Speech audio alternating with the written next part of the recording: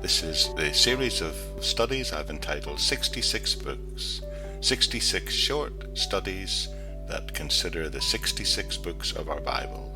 And you've reached the book of 2 Chronicles, the book of the building of the temple.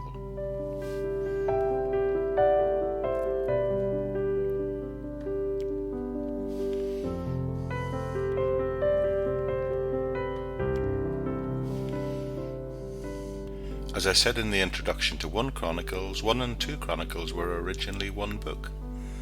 The name Chronicles comes from Jerome's translation of the Bible into Latin, which was called the Vulgate and was written between 385 and 405 AD. The title refers to the Chronicles in the sense of it being the recording of a sacred history.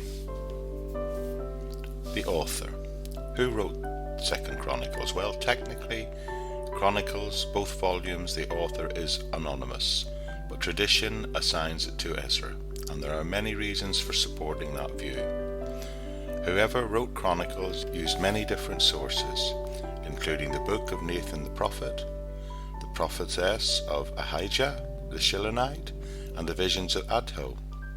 Also referenced in it as a source is the book of Shemaiah the prophet, and the book of the kings of Judah and Israel, the book of Jehu, and the book of Isaiah the prophet, and also something called the sayings of the seers.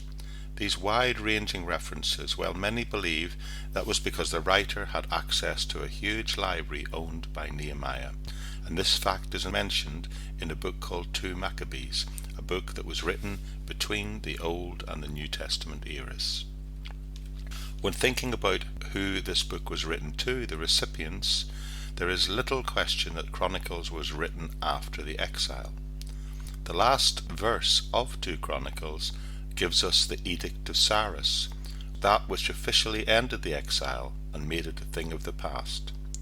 Furthermore, the fact that the genealogies of Zerubbabel in 1 Chronicles extends at least to a point very late in the life of Ezra and Nehemiah, and the most conclusive is the fact that the work is described and seen to continue to the period after the return of the remnant to Jerusalem.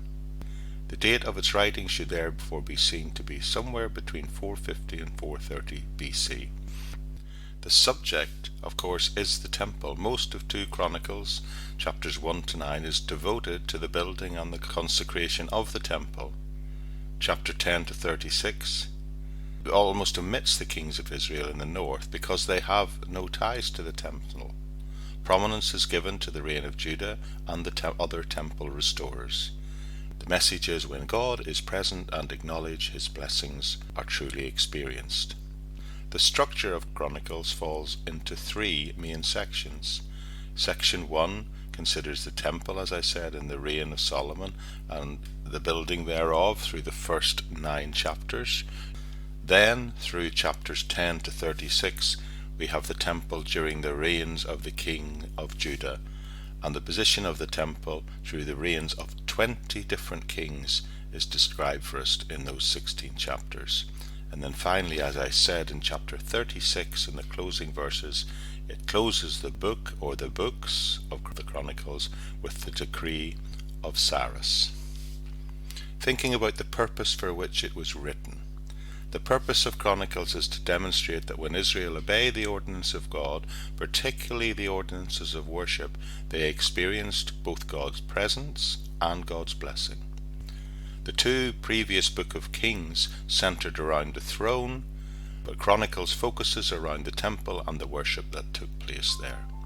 Kings highlighted the prophets, Chronicles more highlights the priests. Saul and the northern kingdom are almost passed over, as they are seen as being in the unfaithful line. Elijah is only mentioned once, and Elisha not at all. Yet just enough of the evil is recorded to show that it will be and is always punished, and that explains the captivity. This book, 2 Chronicles, and please remember that the 2 were originally in 1 volume, ends with the Edict of Cyrus, that which officially ended the exile. So the book, of course, must have been written after the exile. So in summarizing the whole book of 2 Chronicles, one might say, a writer, most probably Ezra, wrote to the returning remnant to demonstrate in the history of Israel that God blessed those who obeyed his ordinance, especially those who sought his presence through temple worship. This tells us God is present with believers, and when they acknowledge him, his blessings will be experienced.